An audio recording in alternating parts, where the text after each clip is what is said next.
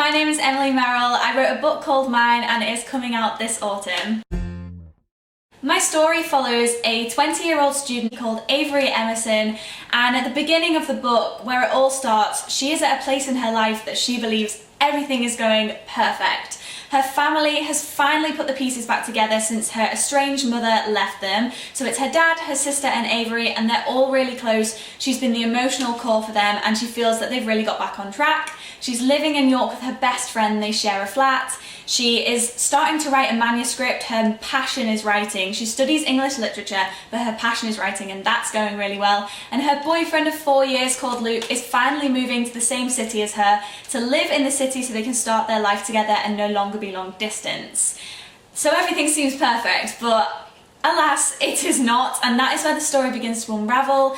I really wanted to explore the deterioration of that relationship between Luke and Avery, and the plot is a main one of toxic relationships and abusive relationships. And I really wanted to explore that in the context of a long-term relationship where Avery feels she knows everything about Luke. She really relies on him for a lot of things and she knows every aspect of him until she realises that she doesn't and he's becoming someone she doesn't recognise. So I really wanted to explore toxic relationships, especially at a university age. So that's the main plot of the book, but there is writing buddies. She meets a really lovely guy called Beckett in her writing spot and they begin a friendship. She loves her sister dearly and her family is a whole other subplot, but the main one is that of abusive relationships in teenagers, and I hope you enjoy it.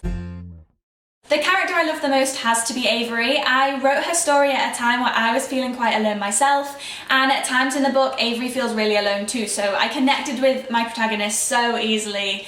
And her main character trait is that she's just so caring, and sometimes she cares too much and that is her downfall, but at the end of the day she is a really strong character. She loves to write, she loves her friends, and I just have a real soft spot for Avery. I have even got an A on my wrist, which I got as a tattoo the day I finished the book, so I'm an Avery fan, what can I say? As for the character I love to hate, I'm not sure I have one. I think the character that it would be most natural to hate would be Luke, which is her boyfriend at the beginning of the novel, and I don't know, I feel like there is no love there. I had to kind of learn to love Luke in order to write a realistic storyline for him, but I don't love to hate him, I just hate him. My favourite location in the book absolutely has to be Avery's writing spot, which is a little cafe called The Hideaway, and it's set in York, although I made The Hideaway up, and it's where she meets Beckett, who turns out to be one of her closest friends in the book. It's where she discovers a lot about herself, and I feel like that would have been my perfect writing location, so I'm happy that Avery got that for herself. And I'm also really happy that she grew up by the beach, because her hometown is by the beach like mine is, and yeah, that's another of my favourite locations. In terms of what you should eat or drink when you read this, it is definitely a case of picking up a hot chocolate. Avery is never seen without a mug of hot chocolate, whether she's writing, comforting her friends, chilling in her uni room. That is her drink of choice, and it's also a drink I consumed a lot of during the writing process and the editing process. So yeah, hot chocolate. A song you should listen to while reading the book. I actually have a playlist that I keep adding to whenever I think of songs that really relate to Avery and her story, which I will be sharing and putting out into the universe closer to publication. But if I had to recommend like a sneak peek of that playlist, then Consequences by Camila Cabello, I feel that Avery would really resonate with in the end of the book, like towards the end. Another song on that playlist is Mine by Phoebe Ryan, which is so coincidental because my publishers, when they pitched the idea of the title Mine and I fell in love with it, had no idea that a song called Mine was on the playlist, which is really weird, and it shows everything was meant to work out and meant to be. But that's a great song to listen to after you've finished the book, because I think it really wraps everything up, and it is what Avery would sing if she could, she's not a singer, when the book has ended. My favourite writer of all time is Sarah Dessen, a US contemporary YA writer, and everything that has ever inspired me to write this kind of book, I feel like has come from her. I was reading these books from when I was 14 upwards, and she has this knack for like tactfully approaching teenage and young adult issues, and also entwining multiple plots and multiple things that are at stake for the main character in the same book and the same storyline, and I think that's a real talent.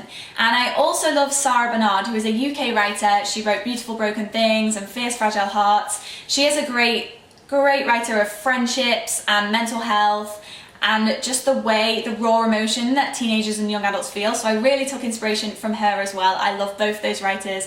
I read so much, but they're my two favourites. A book that's inspired me has to be Just Listen by Sarah Dessen. I read this when I was, I think, 14 or 15, and I immediately, after finishing this book, thought that is the kind of thing I want to write. It's what I aspire to.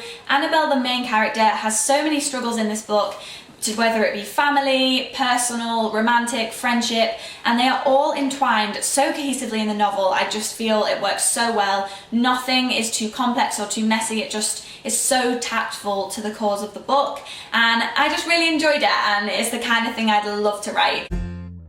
My favourite place to write, I don't want to be cliche and say it's my bed, but a lot of the time it is my bed. When it's in typical England and it's raining outside, there's nothing better than putting your fairy lights on, getting some hot chocolate and snuggling up under your duvet and writing for hours and hours. I remember doing that so much in my first year of university when I wrote this. Nowadays, I do tend to go to coffee shops to write because I love the inspiration you get there. You see people or you hear snippets of conversation and it just inspires you to write pieces of dialogue or characters, and I really love that. And also the background noise, which helps you to focus, because I can't listen to music when I write, so coffee shop background noise is ideal.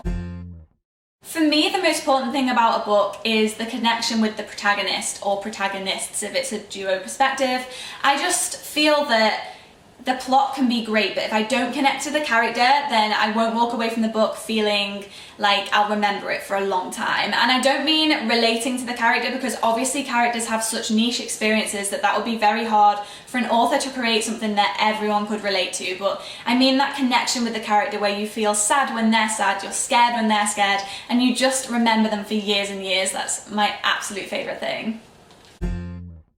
Thank you for listening to me answer these questions about the book, the characters, the process. It's so fun for me to talk about, and I hope you will feel inspired to pick up the book in autumn. If you want to see any more about the process of the characters, the book, then I am on Instagram and Twitter with the handle @alittlewriterm, and you can follow me there where I will chat about the book all the way up until publication and probably after as well. Bye!